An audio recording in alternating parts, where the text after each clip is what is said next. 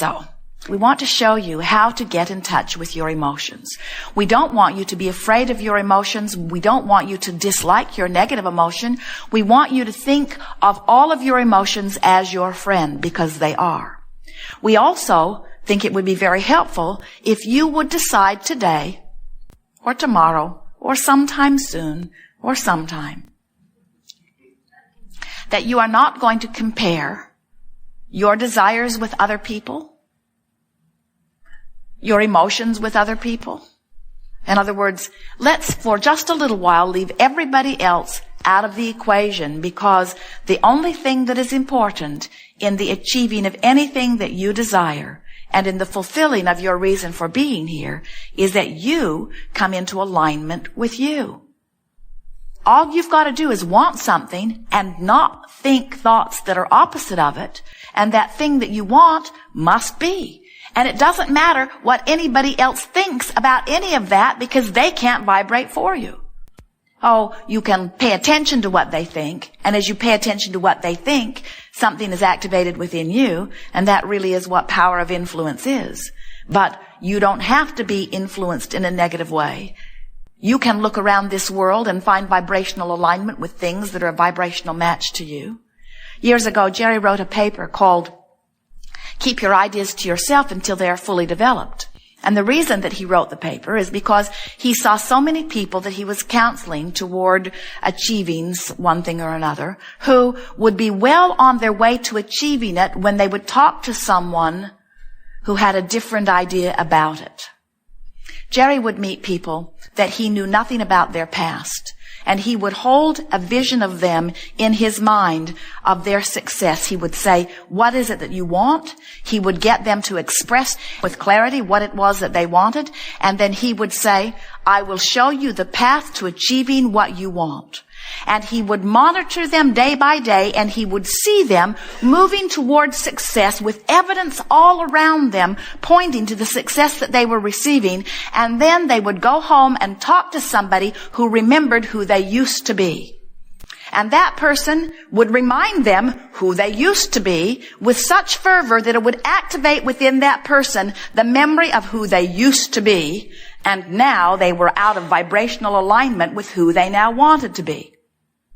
So Jerry wrote a paper and gathered many statistics about it that said, keep your ideas to yourself until they are fully developed, because he knew that if he could hold a person's focus upon the belief of their success long enough, that they would achieve vibrational alignment with their new idea, and that in achieving vibrational alignment with their new idea must manifest, and that if they could gather enough momentum that in time, nothing that anybody else said would make any difference, because now that person could say to the people who were remembering who they used to be, no, I used to be that, now I am this. You don't know me anymore. I have become something more.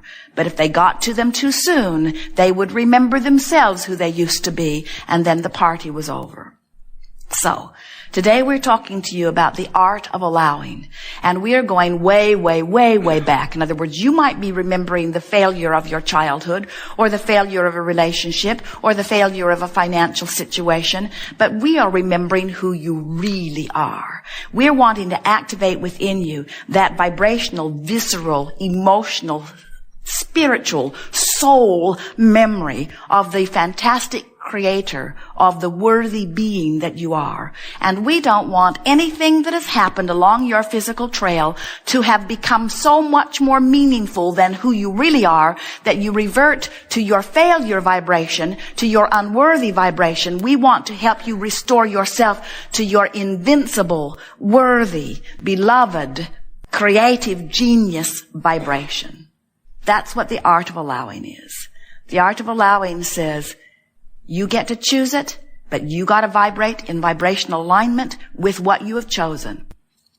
We have not come to dissuade you from anything you want, because you are not choosing inappropriately, no matter which side of which battle you are upon. There is not a giant right and wrong in the sky. You have not come forth to set everybody straight, to make the world understand your one way of thinking, because one way of thinking is the only wrong way of thinking that there is. This is a universe of diversity, and diversity means plenty to go around, and source energy will answer everyone. And it is only in your shortage consciousness where you believe that there is an finite amount of resources that you are squabbling over, whether it is land or whether it is oil or whether it is the right attitude or whether it is the right religion. When you think that what you've got is the only place that it exists and you are fighting over it, then there is plenty of resistance to go around. The resources that you're reaching for are infinite. And your ability to achieve a desire for something means that the universe has the ability to deliver it to you with no exceptions. And so, if just for a few days you will say, I am no longer in competition with anyone, and more importantly, I no longer give a rip what anybody else thinks about anything. I'm going to spend my time for just a little while showing myself my vibrational alignment with my own source. I'm going to start guiding my life from the inside out. Now you're on the track that you were born to be on. Now you are fulfilling your reason for being. And oh yes, what was that again? Your reason for being? Joy. Joy, you say. Oh, surely there's more than that. Surely there is something more meaningful than joy.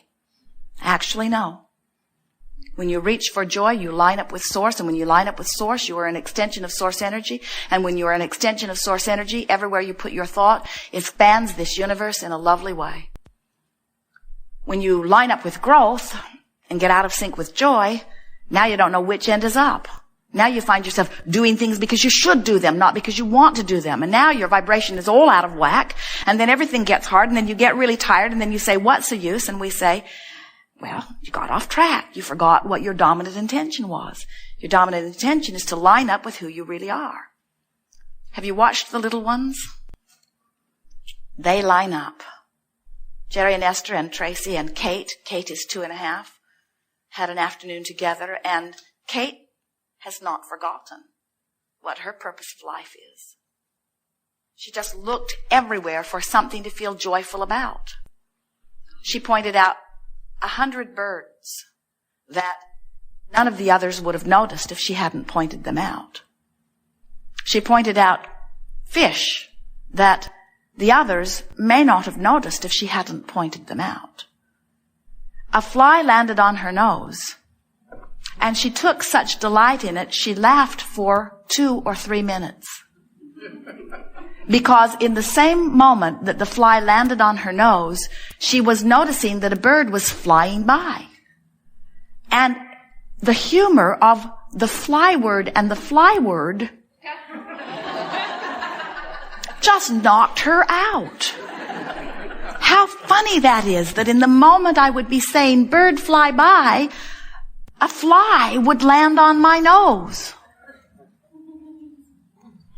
And as Jerry and Esther and Tracy, for a few hours, approached life through Kate's eyes, they remembered it's all about joy. It's not about achieving something. You can't help that. It's not about learning something. You can't help that. It's only about joy. That's the purpose of this life experience. It's for joy. It's for joy. It's for joy. So, here, right now, you might not be feeling all that joyful, which means we've got to be irritating the life out of you. Joseph Campbell said, follow your bliss. And if you can't get a whiff of bliss, then you don't even want to play the game. And we want to say to you, it is for joy, but there may be, depending upon what's been happening to you, there may be some vibrational variations between the joy that we are encouraging and where you are right now. And that's okay. Your goal is joy, but don't be upset if you can't quantum leap from despair to joy. No one can. Don't ask yourself to do impossible things. Instead say, I think I will go as far as I can go, and right now, anger feels pretty darn good to me. And what we want to say to you is, If you have chosen this angry thought because it is an improvement over the despair that you were feeling before, then good for you. And we would give you as big of monument or statue or plaque in recognition of your accomplishment as you made your way all the way to rage or revenge as we would if you got into the upper registries of ecstasy. Because any movement up the emotional scale is worth commending yourself about. If you came to us and you were just frustrated or overwhelmed about something, we would not encourage you into conversation that makes you angry, because that would be going the wrong way on the emotional scale. We would encourage you from your place of frustration to reach for more thoughts of hopefulness or thoughts of optimism. Maybe even a little pessimism is a step up from that feeling of overwhelmment that you are feeling. The important thing is that you decide that you're going to take control of the way you feel.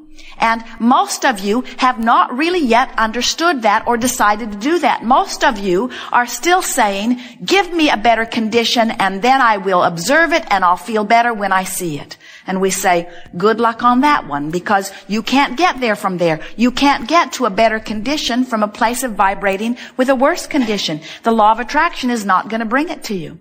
Jerry and Esther were driving yesterday, and they have some things that are happening with their motor coach. Minor things, like they can't get out the door.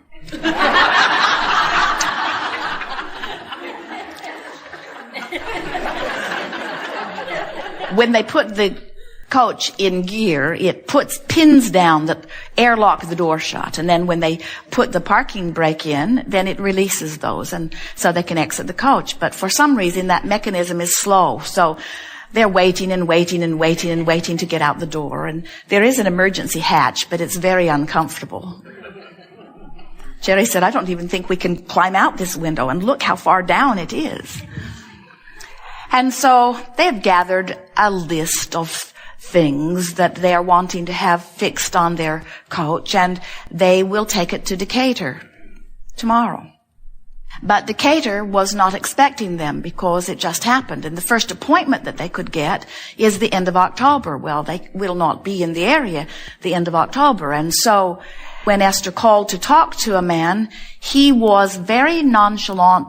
He said to them, sure, you're free to drop in. And Esther said, do you think anyone will have time to see us? And he said, I have no way of knowing that. And Esther said, well, it is quite a distance for us to drive over there. Can you give me your best guesstimate? And he said, I really shouldn't do that. And Esther said, well, if you were standing in my physical shoes, would you make this effort? And he said, you're welcome to drop in any time. And Esther hung up the telephone and she looked at Jerry, and they both said, he does not really care. He has no sense of concern at all.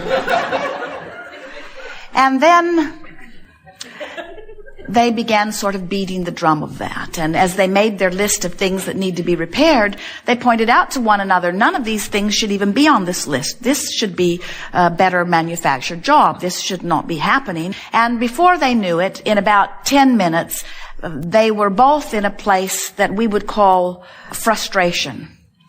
Serious frustration, bordering on resentment. Not bordering, it was well into resentment. And just tiptoeing into the range of revenge.